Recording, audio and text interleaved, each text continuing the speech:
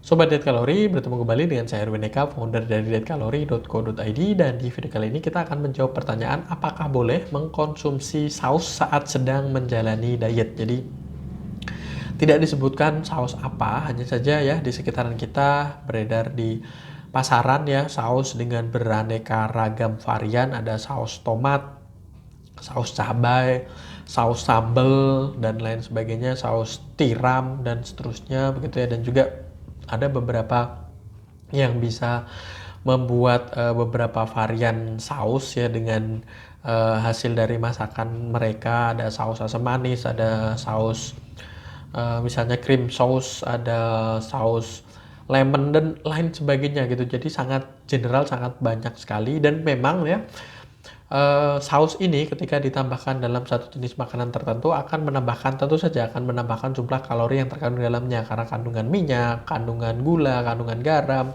kandungan lemak, dan lain sebagainya akan mengakibatkan penambahan jumlah kalori. Namun ya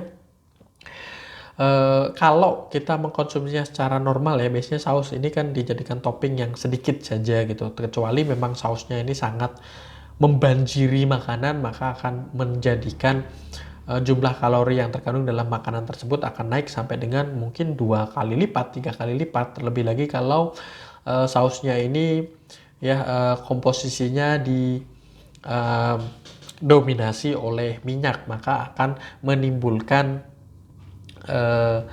jumlah kalori yang berlebihan dari makanan tersebut, atau mungkin saus yang didapati dari santan misalnya, dan lain sebagainya begitu ya. Dan kebanyakan minyak sih ya setahu saya gitu, dan itu akan mengakibatkan jumlah kalori yang berlebih. Namun sekali lagi ya, pastikan tidak hanya terus kemudian berpatokan terhadap saus, misalnya saus cabai gitu ya, saus sambal gitu ya, yang ditambahkan paling kan biasanya cuman 1 sendok makan untuk cocolan. Nah itu kan tidak terus kemudian secara signifikan. Dan harus diperhatikan kalau kaitannya dengan berat badan ini, tidak cuman satu saus ini saja yang perlu Anda perhatikan ya, yang Anda harus concern karena berkaitan dengan kalori, tapi keseluruhan makanan juga harus Anda perhatikan. Dan juga yang paling sering mungkin agak sedikit tidak mendapatkan perhatian itu adalah minuman yang memiliki rasa ya, itu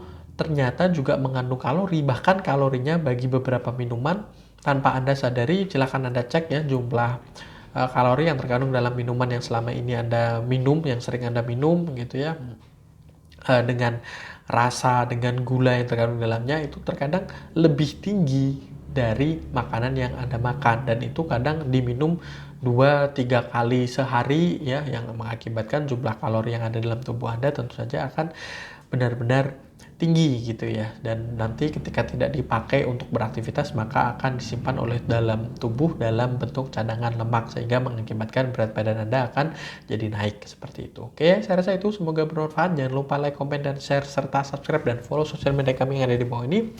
Dan sampai bertemu kembali dengan saya Erwin Eka dari dietkalori.co.id.